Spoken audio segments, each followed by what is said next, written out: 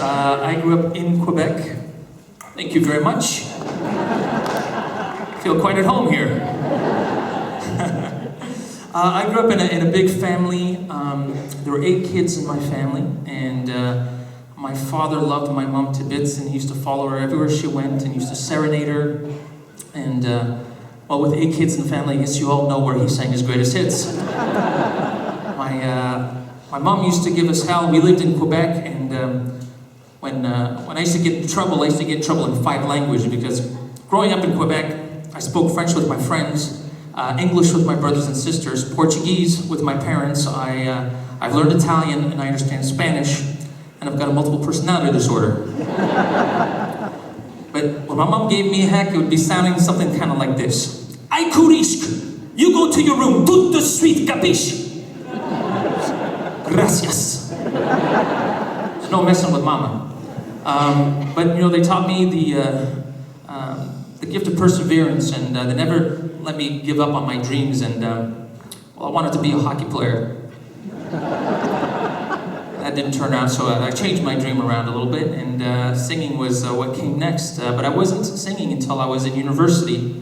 I was there for classical guitar, and there were some singers in the music program that I was in, and they said to me, "Hey, do you sing?" And I was like, "Oh no, you don't want to hear me sing." With 8 brothers and sisters, you're told to shut up many times when you're grown up. And I grew up with a complex, and so all I could hear was my sister saying, "Shut up, give me the microphone, you're tone deaf, shut up." And so I never sang until I was in university, and it was finally at the end of the year, they convinced me to sing for them. And it was, at the end of the year, they said, "Come on, you gotta sing at least something." And I'm like, "Okay, I'll sing for you, but I'm gonna sing inside the bathroom stall over here. And while you're listening out there on the outside." And I'm sitting, well, I wasn't sitting, I was standing. A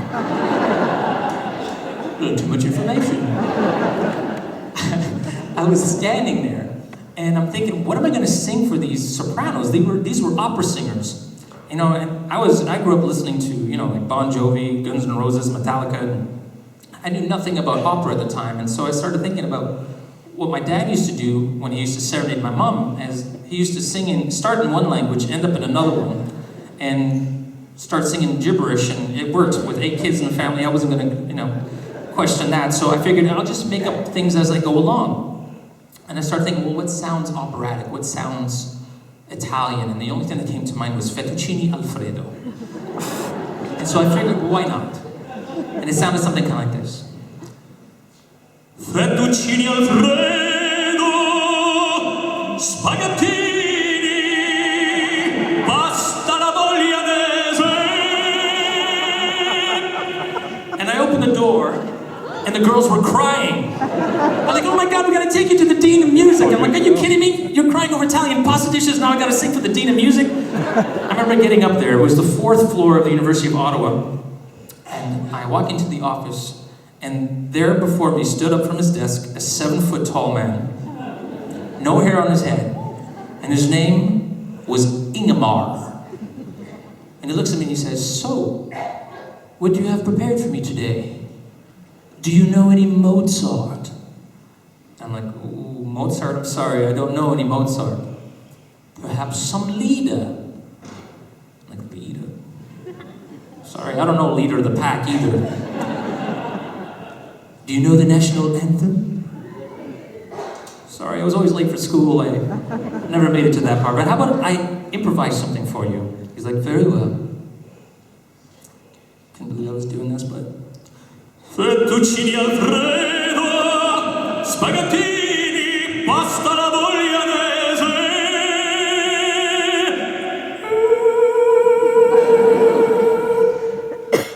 It was silent, just like this room.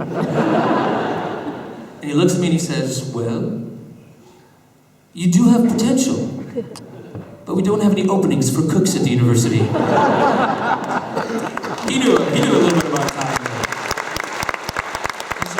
Singing, taking private lessons, and this next song I'm going to sing for you is the song actually I was having dinner with my parents at one time, and my mom turns to my dad and says, "Hey, don't you think Remy should call up René Angelil, Celine Dion's manager, and and tell him that he wants to sing with Celine Dion. You know, he's from Quebec, she's from Quebec, he speaks French, she speaks French, she sings, you know? And I'm like, oh yeah, Mom, they're just waiting for my phone call. Well, that was about 10 years ago, and in 2010 we sang with Celine Dion on the Oprah Winfrey Show. It was a huge moment for me, and I'd like to dedicate this song to my father, he didn't get to see it, but I'm sure he saw it from up there with Pavarotti and friends up above. And I'd like to dedicate this song. It's a song called Non ti scordare di me, which means forget me not. I hope you enjoy it.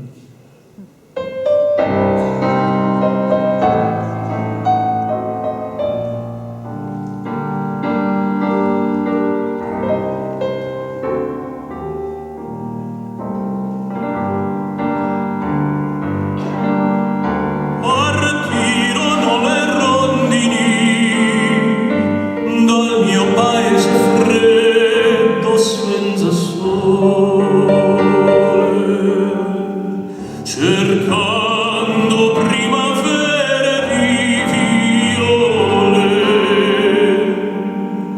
nidi d'amore e di felicità, la mia piccola rondine partì senza lasciarmi un bacio.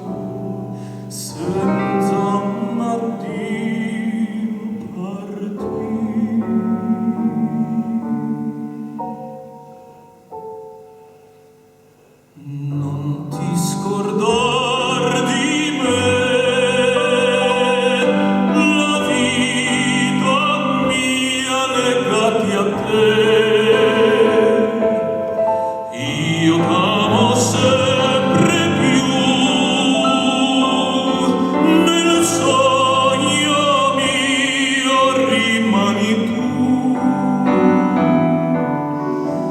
Non ti scordar di me, la vita mia è legata a te. C'è sembra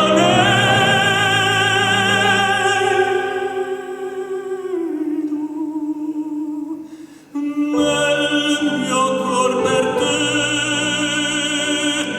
Non ti scordar di me.